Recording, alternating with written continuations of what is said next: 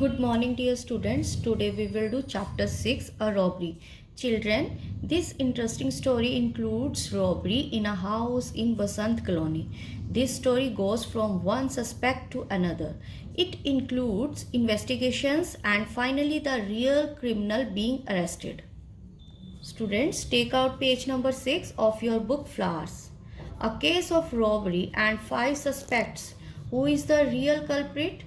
इस स्टोरी में एक घर में चोरी हुई है और 5 पीपल सस्पेक्ट हैं, मतलब 5 लोगों पर शक है कि उनमें से किसी ने चोरी की होगी।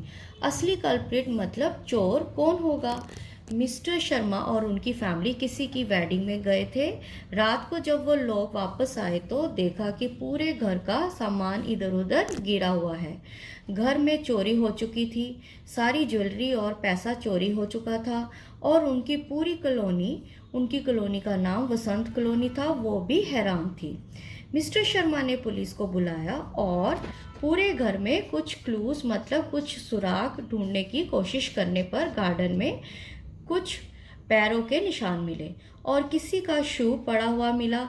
ये ज़रूर उस चोर के होंगे और जब वो दीवार क्लाइंब करने की कोशिश कर रहा होगा तब ये शू निकल गया होगा।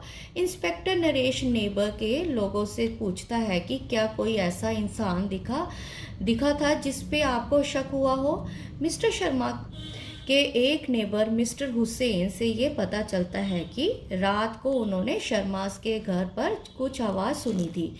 तो जब मिस्टर हुसैन ने अपनी विंडो के बाहर से देखा तो कोई उनकी गार्डन की वॉल से बाहर क्लाइंब कर रहा था।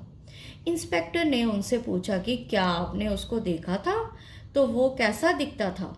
मिस्टर हुसैन बताता है कि उस टाइम रात को बहुत ही अंधेरा था तो सही से कुछ दिखा नहीं, बट वो एक लड़का ही था और थोड़ा पतला सा था।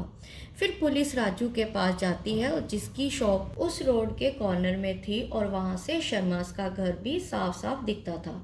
पुलिस उसे भी पूछती है कि क्या उसने कुछ देखा था रात को।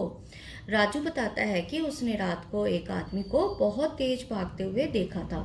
उसके हाथ में एक बैग भी था और वो शर्मास के घर की साइड से ही आ रहा था और जब राजू को वो इंसान बहुत अजीब लगा तो उसने शाउट किया स्टॉप, बट वो मैन नहीं रुका और वहाँ से भाग गया। पुलिस ने पूछा कि वो कैसा दिखता था तो राजू ने बताया कि उसकी हाइट छोटी और वो पतला सा आदमी था और वो थोड़ा डरावना सा भी लग रहा था एंड उसने black pants and blue shirt पहनी थी।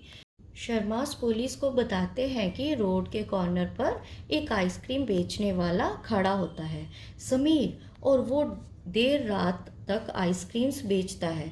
उसको ज़रूर कुछ पता होगा। पुलिस जब समीर से पूछती है तो वो बताता है कि रात को 11 बजे उसने एक बोल्ड मैन मतलब एक ऐसा आदमी को देखा जिसके सर पर बिल्कुल भी बाल नहीं हो और उसकी मूछें भी थी।